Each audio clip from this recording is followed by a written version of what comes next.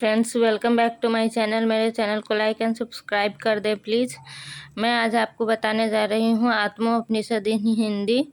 आत्मोपनिषद क्या होता है पूरा डिटेल में बताने जा रही हूँ हिंदी में। इस प्रकार से है। अंगिरा पुरुष त्रिविध आत्मा, अंतरात्मा और परमात्मा रूप में प्रादुर्भूत हुआ, जो त्वक, चर्म, मांस, रोम, अंगूठा, अंगुलियों, पीठ, नख, गुल्फ, उदर, नाभि, जननेंद्रिय, कटी, जंघा, कपोल, भौं, मस्तक, भुजाओं, पार्श्व, सिर और एवं शिखा आदि के माध्यम से जन्म मरण के चक्र में घूमता है, वह आत्मा है।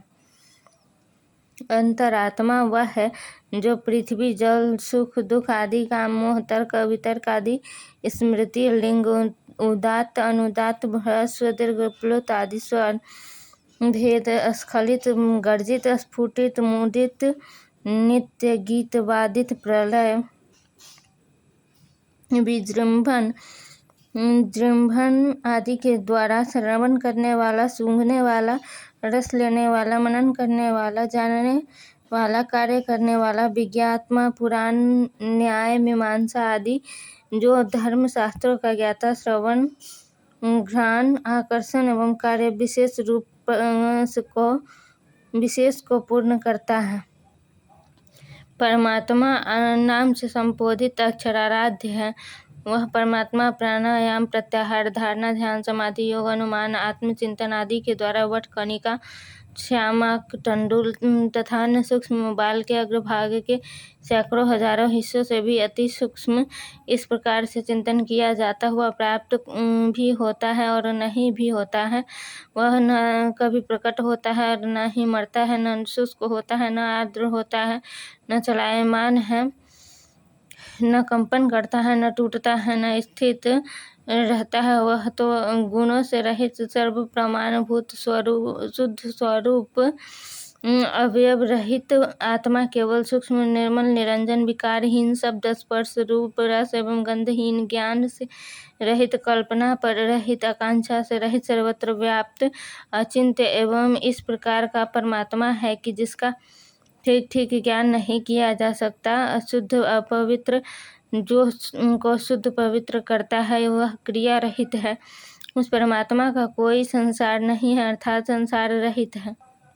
आत्मा नामक वह परम पवित्र, कल्याणकारी, एकमात्र अद्वैत ब्रह्म रूप होने के कारण केवल ब्रह्म ही प्रतिभासित होता है। इस जगत के रूप में ब्रह्म ही परिलक्षित होता है। विद्या, अविद्या, भाव, भाव आदि के भेद से जो भी दृष्टिगोचर होता है, वह अविनाशी ब्रह्म का ही रूप है। गुरु एवं शिष्य आदि के भेद से ब्रह्म ही दृष्टिगोचर होता है। वास्तव में यदि देखा जाए तो यत्र तत्र सर्वत्र वह शुद्ध प्रकाश स्वरूप ब्रह्म ही है। वस्तुतः न तो विद्या है और न ही अविद्या है, न जगत है और न ही अन्य कोई वस्तु सत्य है, लेकिन सत्य रूप को में जगत का भान होना ही इसका प्रवर्तक है। यह असत्य है, संसार असत्य है, यह भान होना ही इसका निवर्तक, मुक्तिदाता है। जैसे सामने रखे हुए घट के ज्ञान के लिए कोई भी अन्य नियम अपेक्षित नहीं है। जिस प्रकार से प्रत्येक सामने स्थित पदार्थ का ज्ञान बिना ही प्रमाण के हो जाता है, ठीक उसी प्रकार नित्य सिद्ध यह आत्मा प्रमाणित होकर ही प्रतिभासित होता है। अर्थात प्रत्येक वस्तु को ब्रह्म में रूप होने के कारण ब्रह्म के प्रमाण की कोई आवश्यकता नहीं रहती है। जिस प्रकार देवदत्त आदि नाम के प्रति विज्ञानी निरपेक्ष हो जाता है, उसी प्रकार यह आत्म तत्व देश, काल अथवा किसी भी तरह की पवित्रता की अपेक्षा नहीं रखता। उसी प्रकार ब्रह्म को जानने वाले का ब्रह्म मैं ब्रह्म हूँ ऐसा समझना ही ब्रह्म का साक्षात्कार है। जिस तरह सूर्य से संपूर्ण जगत प्रकाशित होता है, उसी तरह ही संपूर्ण ब्रह्मांड उस ब्रह्म के तेज से प्रकाशित होता है। उस ब्रह्म के प्रत्येक सिद्धत्व में अन्य कोई साक्ष्य देना अनात्मक, असत एवं तुच्छ है। उसका अवभाषक कौन है? वेद, शास्त्र, पुराण एवं समस्त भूत जिसके माध्यम से अर्थवान है, वह ब्रह्म तो स्वयं प्रकाशित है। जिस प्रकार बालक भूख अथवा शरीर का कि किसी भी तरह की पीड़ा परेशानी को त्याग कर आकर्षक वस्तुओं के साथ क्रीड़ा करता रहता है, उसी प्रकार ही विद्वजन ममता रहित हो, अहंकार रहित सुखी रहते हुए ब्रह्म में ही रमन किया करता है। सभी तरह की इच्छाओं से मुक्त होकर मुनि रूप में एकांतवासी होकर विचरण करता रहता है। स्वयं अपनी ही आत्मा से सदा संतुष्ट तथा अपने को सर्वत्र स्थित मानता हुआ निर्धन भी सदैव संतुष्ट एवं असहाय भी अपने को महाबलवान समझता है। वह किसी भी तरह का भोजन ग्रहण करता हुआ भी नित्य तृप्त रहता है। देखने में असमान व्यवहार करता हुआ भी, सबको बराबर देखने वाला कार्य करता हुआ भी, काम न करता हुआ सा तथा फल का उपभोग करता हुआ भी भोग रहित माना जाता है। वह आत्मा शरीर में रहते हुए भी अशरीरी है। वह परिच्छिन्न रहता हुआ भी सर्वत्र गमनशील अर्थात व्याप्त है।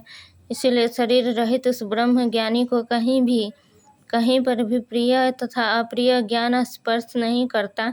शुभ एवं अशुभ उसे स्पर्श भी नहीं कर सकते। उसकी दृष्टि में सभी समान है। जिस प्रकार लोगों के द्वारा सूर्य राहु से ग्रसित न होने पर भी ग्रसित मान लिया जाता है, लोग भ्रांतिवश उसे ग्रसित मानते हैं क्योंकि उन्हें वस्तु स्थिति का पता नहीं होता। उसी प्रकार शरीर आदि के बंधनों से मुक्त श्रेष्ठ ब्रह्म ज्ञानी को शरीरी के रूप में मानने वाले मूढ़ समझे जाते हैं। वास्तव में वह ब्रह्म ज्ञानी सांप की केंचुए के सदृश शरीर से सर्वथा मुक्त रहता है। यह शरीर प्राण वायु के द्वारा इधर उधर संचालित किया जाता है, जैसे झरने, नदी आदि के स्रोतों द्वारा लकड़ियों को ऊपर नीचे ले जाया जाता है। जैसे देव भाग्य के द्वारा देह का कलोप भोग, सुख दुख आदि उपभोग में ले जाई जाती है, ऐसे जो केवल अपनी आत्मा के सहारे लक्ष्य अलक्ष्य की गति को त्याग कर स्थिर हो जाता है, वह आत्मानुभूति साधक ब्रह्म ज्ञानियों में श्रेष्ठ साक्षात भगवान शिव ही है। शिव स्वरूप वह कृतार्थ ब्रह्म ज्ञानी जीवित रहते हुए भी मुक्तावस्था को प्राप्त हो जाता है। यह आत्मा उपाधि शरीर आदि के विनष्ट हो जाने पर ब्रह्म रूप होकर ब्रह्म में विलीन हो जाते हैं। जिस तरह विविध वेश को धारण करने पर व्यक्ति नट आदि के रूप में समझा जाता है तथा अपने वास्तविक रूप में आ जाने पर वही पूर्व जैसा व्यक्ति समझा जाता है, उसी तरह ही ब्रह्म को जानने वाला भी स्वयं ब्रह्म ही हो जाता है। केवल शरीर आदि वेश के कारण वह भिन्न प्रतीत होता है, वस्तुतः वह ब्रह्म ही है, उससे भिन्न अन्य और कुछ भी नहीं है। जैसे घट के फूट जाने पर घट के अंदर का आकाश आकाश रूप ही हो जाता है, वैसे ही उपाधि अर्थात शरीर आदि के विलय हो जाने के पश्चात ब्रह्म को जानने वाला स्वयं ब्रह्म रूप ही हो जाता है। जिस तरह दुग्ध में दुग्ध, तेल में तेल और जल में जल मिला देने पर एक हो जाते हैं, ठीक उसी तरह आत्मज्ञानी मुनि एवं आत्मा की स्थिति भी एक ही है।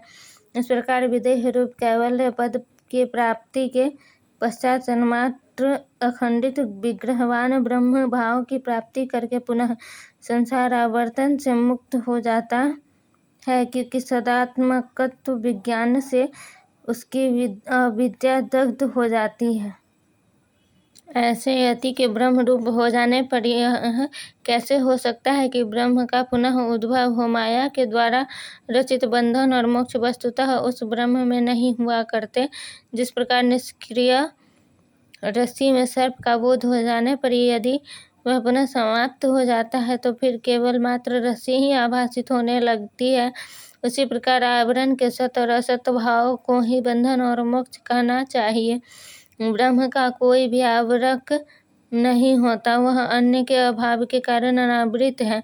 वस्तु के होने या न होने के विषय में जो कुछ भी विश्वास किया जाता है, ये तो वस्तुतः बुद्धि के ही गुण है, उस नित्य वस्तु के नहीं। अतः माया के द्वारा प्रादुर्भूत होने वाले बंधन और मोक्ष आत्मा में नहीं होते। उस कला रहित निष्क्रिय शांत निष्पाप निरंजन अद्वितीय परमात्मा तत्व में आकाश के भेदों की भांति कल्पना कहाँ से हो सकती है।